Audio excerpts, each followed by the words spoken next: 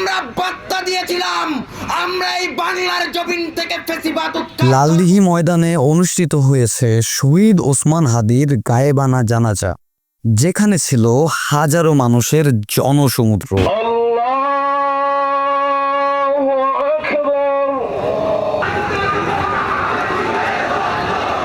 অতঃপর বিক্ষুব্ধ জনতা বিক্ষোভ মিছিল করে একত্রিত হয় চট্টগ্রামে নিউ মার্কেট চত্বরে।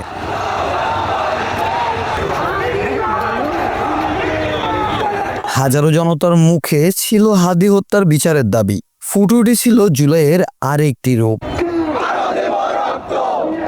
লালদিঘি থেকে নিউ মার্কেট পর্যন্ত বিক্ষোভ মিছিলে ছিল আইনশৃঙ্খলা বাহিনীর কড়া নজরদারি।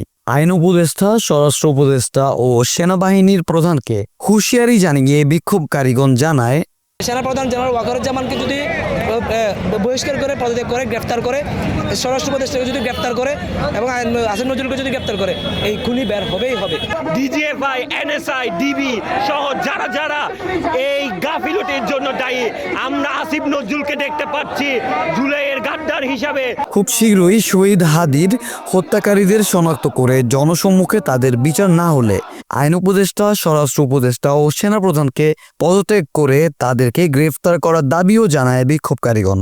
আর তা না হলে এই আন্দোলন আর বিক্ষোভ বন্ধ হবে না বলে হুঁশিয়ারি দেয় তারা। যদি শাস্তি দেয়া না হয় তাহলে ছাত্র জনতা এখনো ধৈর্যের অপেক্ষায় আছে।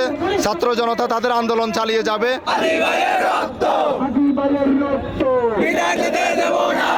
ওসমান হাদির গায়েবানা জানাজা শেষে সকলে আবারও একত্রিত হয়েছে নিউ মার্কেটের চত্বরে। সেই জুলাইয়ের মতো করেই সকলে আবারও একটি দাবি নিয়ে এসেছে এই জুলাই চত্বরে। সকলের একটাই দাবি, ওসমান হাদির খুনিদেরকে চিহ্নিত করে তাদের সকলকে শাস্তির আওতায় আনা। সকলে অশ্রুসিক্ত চোখে গায়েবানা জানাজা আদায় করেছে। মেহেদী রাফি, চমৎকার টিভি, চট্টগ্রাম।